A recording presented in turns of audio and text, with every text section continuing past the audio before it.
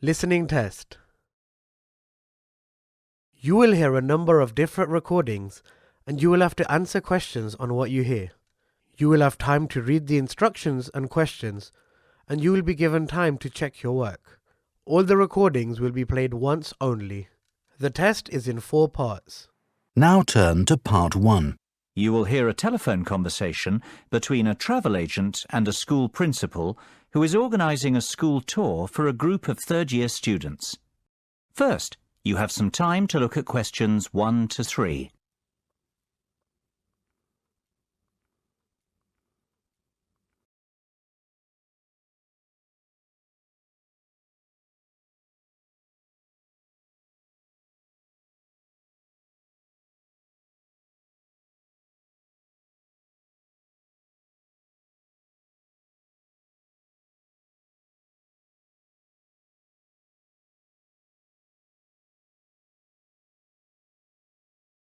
C. Now we shall begin. You should answer the questions as you listen because you will not hear the recording a second time. Listen carefully and answer questions 1 to 3. Hello, McFadden's Travel. James speaking. How may I help you? Hi there. My name's Jonathan Presley, Principal of Sainsbury Secondary School. I am calling to ask about your early bird tour offer. I saw it advertised in the Evening Herald yesterday. Certainly, Mr. Presley. What would you like to know? Oh, please. Jonathan will be fine. Of course, Jonathan. How can I help you? Well, the first thing I'd like to know is, how long is your offer valid for? My third-year students are planning a holiday in early April. Will they qualify for the discount? The good news is, our special offer runs until the end of May. Oh dear, March. That's terrible. We've just missed out. On the contrary, Jonathan, it's May, not March. You will qualify for the discount. Oh, fantastic. And I'm only just getting started. The best news is yet to come. What do you mean? Well, tell me now, how many students are you planning to take on this tour? I expect there'll be about 45 students and 3 teachers accompanying them. Why? Are there any further discounts? There are indeed. We do a 25% discount on groups of up to 40 people. For you, we can offer an even better rate, a 50% discount. Wow! Is that on top of the 15% early bird discount? It most certainly is, which makes your total tour discount, 50 plus 15, 65%. Surely there's a catch. This is too good to be true. Well, there is a condition that you must choose your destination from a list we have selected. You can't book a tour to just anywhere in the world with this discount rate. I see. And would Madrid be on that list by any chance? I'm sorry to disappoint you, but we do not offer this rate on tours to Madrid. However, we have an excellent all-inclusive 7-day Barcelona tour which is available. How does that sound? Sounds interesting. What is the total cost per student? Let's see. It works out at £679 per person with the discount. The normal price is £1,940, so you are saving £1,261 per person. Hold on a moment. Let me get a pen to write some of this down. It's getting complicated. OK, how much will it cost per student? £679. And how much of a saving is that? £1,261. Barcelona sounds very good indeed. Tell me, what do you mean by all-inclusive? What does £679 get us? Before you hear the rest of the conversation, you have some time to look at questions 4 to 10.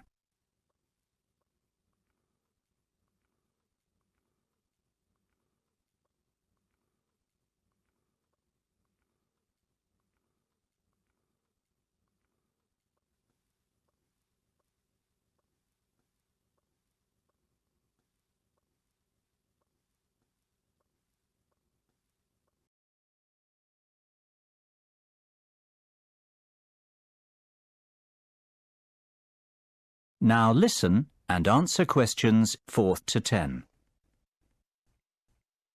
Well, that price covers flights, 3-star hotel accommodation and extras.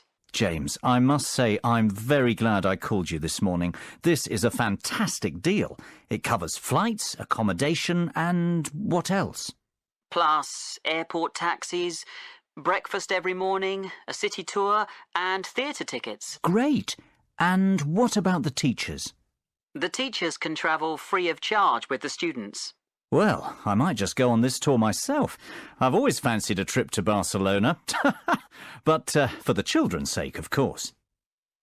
Of course. Now, let's get to work on the booking. Exactly when were you planning to leave? The 7th of April, if possible. Yes, that's available. And can you confirm the exact number of students, please? It's either 44 or 45. Let me see. Yes, 45. Exactly 45 students. No, sorry. In fact, that's 46. I forgot about Jenny McCarthy. She sent her application in late, so it's not in the same pile as the rest. So that's the 7th of April and 46 students, correct? Yes, perfect. And 3 teachers. Is there a morning flight? Yes, your flight is at 7 a.m. on Monday the 7th of April. Arrive at the airport 2 hours before departure. The flight will take about 2.5 hours and you'll land at 10:30 a.m. local time. How does that sound? Sounds great. Can I give you my email address to confirm the rest of the details? Of course. It's jonathan.presley@sainsbury.com. That's JONATHAN.PRESLEY@SAINSBURY.com. And we'll pay by credit card if possible. That'll be perfect. What's your card number? It's 6676 6654 9743 1251. Expiry date 01 Jan 2015. And the name on the credit card? That's my own, Jonathan Presley. So £679 times 46 students. I'm going to charge £31,234 to your credit card. That's the total cost. Sounds fine. Great. Well, I think that's all we need for now, Jonathan. It's been a pleasure doing business with you. If you have any questions, please don't hesitate to give me a call. We'll be in touch next week to confirm the booking details. OK, and thank you very much for your help, James. Bye for now. Bye-bye, Jonathan. Speak soon. That is the end of section 1. You now have half a minute to check your answers.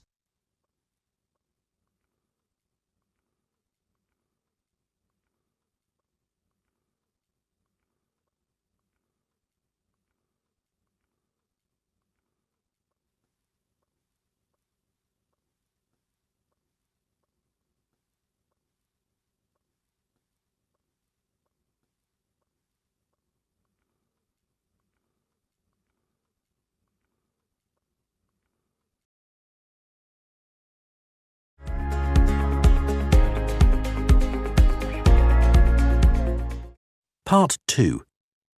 You will hear an extract from a talk about the history of motor racing. First, you will have time to look at questions 11 and 12.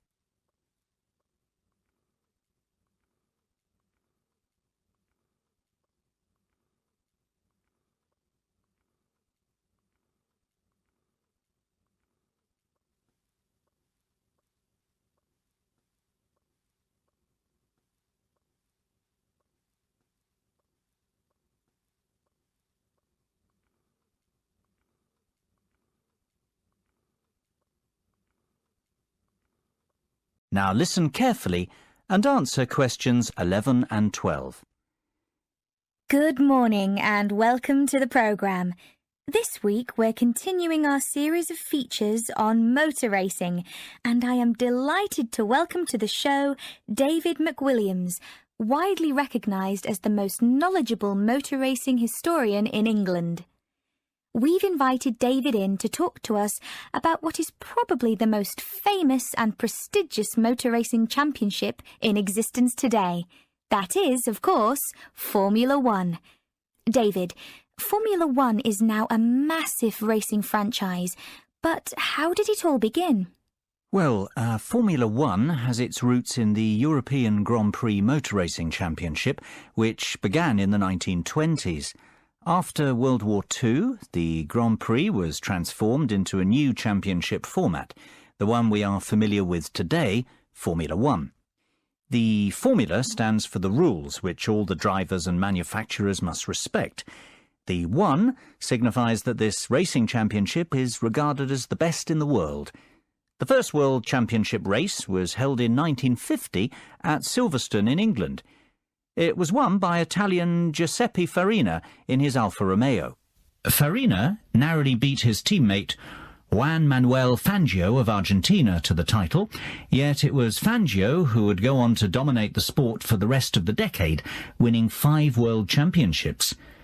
As the years went by, the sport became a global phenomenon and grew from strength to strength, becoming the biggest commercial sport on the planet. Before you hear the rest of the conversation, you have some time to look at questions 13 to 20.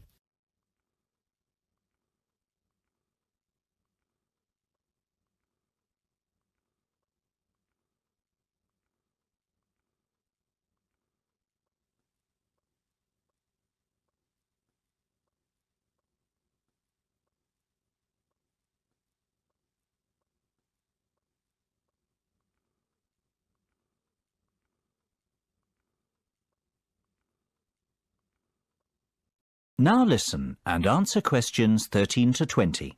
There's no doubt that Formula One is big business today, David. But what about the real heroes, the great drivers of Formula One, past and present? Who stands out as the best, in your opinion? That's an almost impossible question to answer, but I could narrow it down to 3 or 4 amazing drivers. Take your pick from any one of them. I'll start with the Grand Master of Formula One, the great Fangio, who I've already mentioned. He dominated the sport throughout the 1950s, winning 5 titles in all, his first in 1951, his last in 57, a record that stood for 46 years. Indeed, he was the first multiple championship winner. Fangio was a fiery and spirited Argentinian who never gave up. His greatest moment came in winning the 1957 championship, when he came back from a disastrous pit stop to recover a 30-second deficit and take the championship on the last lap of the last race of the season. That was, of course, to be the last time he'd win the title. Another undoubted great is Brazilian Ayrton Senna. Senna won the world title 3 times, the first being in 1988, the last in 1991.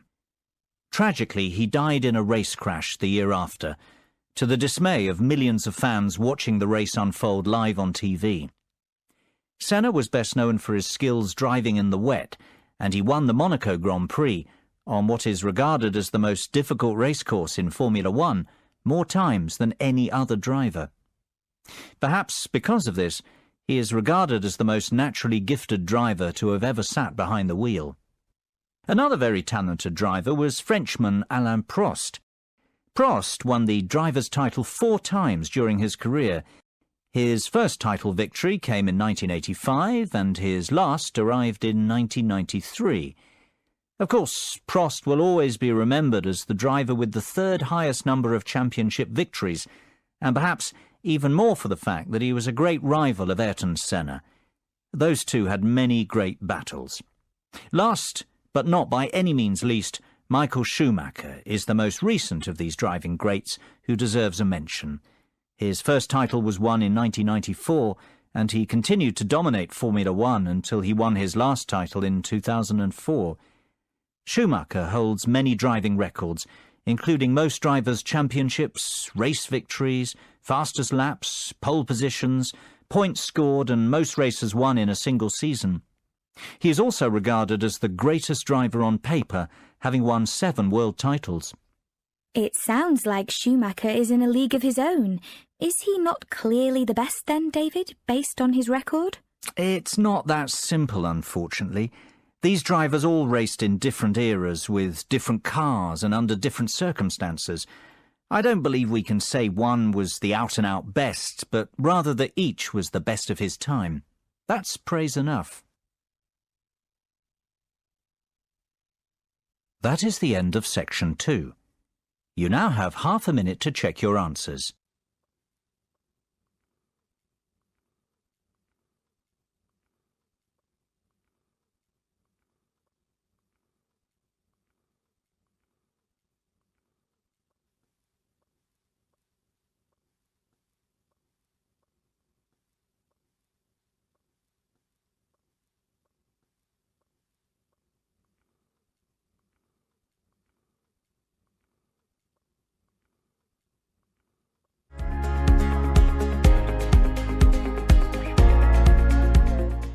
Part 3.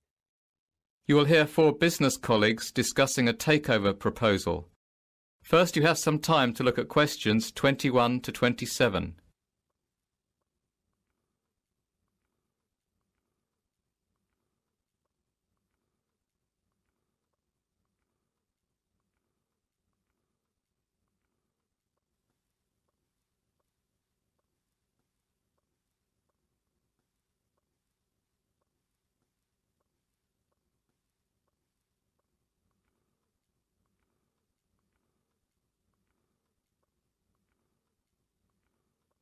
Now listen carefully and answer questions 21 to 27. So, let's go over this again.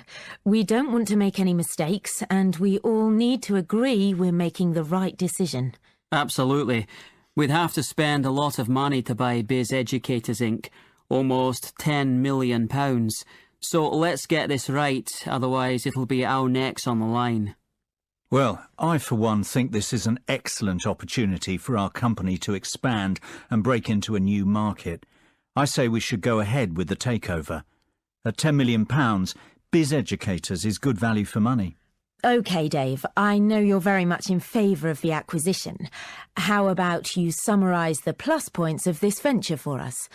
Mark, you're less certain and you've highlighted some issues already. Will you summarise the downsides? I'd be only too happy to. Right then, Dave, let's start with you. Why is this proposal so attractive? What are the upsides? It's simple economics. Biz Educators has a proven track record and is an industry leader. It is a well-respected company with a great name, has generated excellent goodwill, and has consistently made a gross profit of more than £500,000 per annum with a great shareholder return. Yeah, but what about the net profit? That's not nearly as high. In fact, last year it made a net loss of £100,000. Mark, that's only because it invested in a new manufacturing plant. That's a long-term investment to secure the company's future. In fact, it's a good thing, not a bad thing. It shows that the company has a clear and ambitious strategy going forward. Besides, a £100,000 loss is very small in real terms. It's hardly worth being concerned about. That loss will be clawed back within 2 years if the projected profits for 2012 and 2013 materialise. The forecast is for a net profit of £500,000 in 2012 and £1 million in 2013. The figures speak for themselves. This is a sound investment. I have to agree with Dave. Why are you so sceptical, Mark? I see where Dave is coming from, but we're overlooking some vital facts. First of all, this company wants to remain an independent entity. Hostile takeover bids are fraught with danger. We know from experience. Remember Davidsville Inc.? We spent a fortune researching that company and creating a workable business plan, only for the merger to fall through. Mark's right. It is always difficult to buy a company that doesn't want to be sold. Davidsville was a disaster. Continue, Mark. That's not my only concern. I'm also worried that Biz Educators is a production-based company. We have no experience running companies like that. Our market is investment banking and trading. We would have to hire outside managers to run Biz Educators for us. That's going to cost more money. Look, I'm not saying it can't be done. I'm just saying this is a high-risk venture. Plus, there's no synergy. Our business is totally different, so we can't save costs by combining departments. Well, we can certainly see that this decision is not straightforward by any means. Maybe, but we have to come to a conclusion soon. It's almost 5 o'clock. What's the hurry? Can't we postpone our decision and discuss the takeover proposal again tomorrow? Mark, have you forgotten that we have to have our conclusions ready for tomorrow's board meeting? That's when the official decision will be made. Before you hear the rest of the conversation, you have some time to look at questions 28 to 30.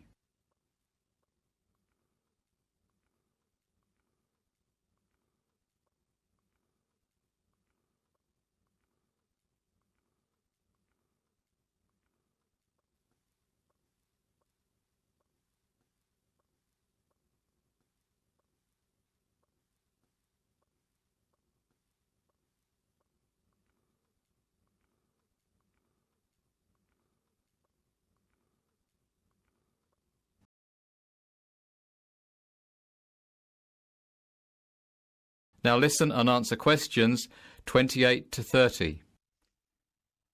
Goodness, it almost slipped my mind. Well, we'd best move on. Mary, John, you were uncertain before. Now that you listened to the pros and cons of the proposal, what do you think? I think it's a great opportunity for our business. Biz Educators is definitely profitable, and it is a business on the up. It's growing and is a very attractive takeover proposition for that reason. No one doubts that it's a very successful business, but the question is, should we invest? I say we should, provided we can guarantee the following. First of all, I would like assurances that the management of Biz Educators won't oppose us outright. That would make the bid too difficult. Secondly, I think we need to ask an independent mediator to broker the deal on our behalf. Last time we tried to negotiate our own takeover. It was a disaster, as Mark said. I agree, Mary. I'd also like us to carry out another audit of the company's books. In fairness, John, I don't think that's necessary. We've done a thorough audit already. It'll just cost more money. We must keep the deal secret until it goes through, though. If this gets leaked to the press, Biz Educators won't be happy. That will make the management even more hostile towards us. Good point, agreed. I don't think we need to be concerned about projected profit margins, goodwill or accounting issues. Biz Educators has kept very up-to-date account books. Great. Then we're all agreed. The takeover should go ahead provided we proceed cautiously. That is the end of section 3. You now have half a minute to check your answers.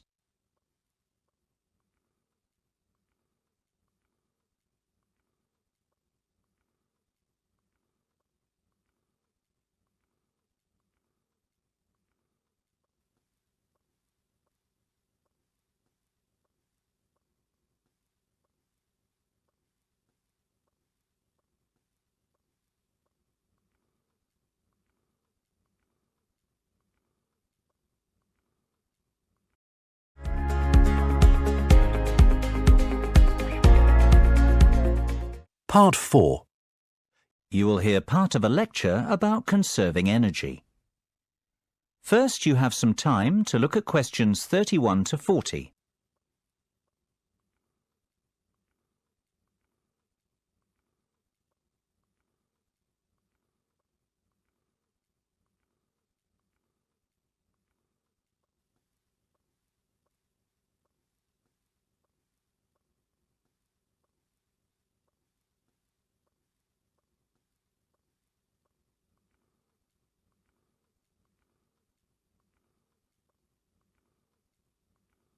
Now listen carefully and answer questions 31 to 40. I'd like you to give a warm welcome to our guest speaker today, Dr. Sophia Martin from the Faculty of Science. Dr. Martin is an expert in energy conservation, and she's going to talk to us about ways we can conserve energy in the home. This is a very important subject, as the world we live in is facing dramatic and potentially destructive climate change as a result of our excessive wastefulness and aggressive exploitation of natural resources. Thank you for the kind words, Alice. You are quite right. We face an unprecedented climate crisis, and it is up to each and every one of us to do our bit to help stop global warming. Believe it or not, if we all took some simple steps, we could dramatically reduce our carbon footprint and help protect the environment. It is not a cliché. It is not silly nonsense talk. One person really can make a difference, and I hope that after my speech today, you will understand how. But first, what exactly is your carbon footprint? Basically, it's how much you pollute the environment as an individual, or rather what volume of greenhouse gas is emitted into the atmosphere because of your day-to-day activities. The key to stopping global warming is for each of us to reduce our carbon footprint. And if we conserve energy in the home, we can achieve some truly dramatic results. Our homes are actually very inefficient from an energy conservation perspective. Indeed, more than 65% of all homes aren't insulated enough. This means that they lose heat, and that homeowners waste a lot of energy, not to mention money, on heating during winter. So, the first step is to fit adequate insulation in the attic and outer walls of your home. This can reduce your heating bills by as much as 25%. What's more, the government offers grants to people who want to have their homes re-insulated, so it isn't a very expensive process, and you will probably recoup your investment within a couple of years. I would encourage everyone to consider this course of action. Both your wallet and the environment will thank you. Believe it or not, there are even simpler things we can do. For a start, never paint your interior walls in dark colours. Dark colours absorb heat. Therefore, you will waste more energy trying to keep your home warm. Always use light colours on interior walls. Did you know a dishwasher that is 50% full uses almost the same energy as one that is 90% full? The moral of the story is to wait until your dishwasher is packed before switching it on. It'll save you and the environment. The same is true of most household appliances, so try to use them only when necessary. Another startling fact is that replacing just one normal light bulb with an energy-efficient light bulb will save you £25 over the lifetime of the bulb. Now, just imagine the savings if you replaced all the bulbs in your house. Having large windows seems to be in fashion right now, yet it makes no sense whatsoever from an energy-saving perspective. Windows are one of the biggest causes of heat loss. If you have large windows at home, my advice would be to close the curtains and blinds as often as possible. This will help your rooms retain heat. Another simple way to retain heat is to close all inside doors, especially ones which lead into cooler parts of the house. Carpets and rugs are great floor insulators. It's a good idea to have these fitted in rooms where heat retention is an issue. I would strongly advise people to consider erecting solar panels on their roofs. You don't need to live in a constantly sunny place to reap the benefits of these. Even our English weather will suffice. Solar panels can generate enough energy to heat your entire hot water supply, which is fantastic when you think how much you pay for this service at the moment. And of course, I would encourage people to continue recycling and composting waste. The next generation will thank us if we act now, and rightfully condemn us for failing to. Well, I can only hope you have found this speech informative and that I have highlighted the importance of the individual to the cause of environmental protection. Thank you for your attention. I'll hand you back to Alice now.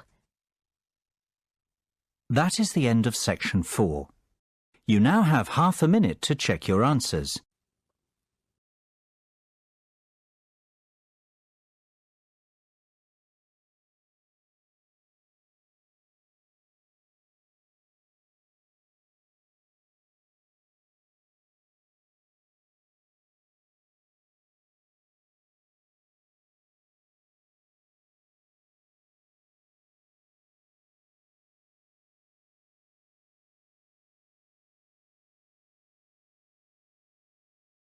That is the end of the listening test.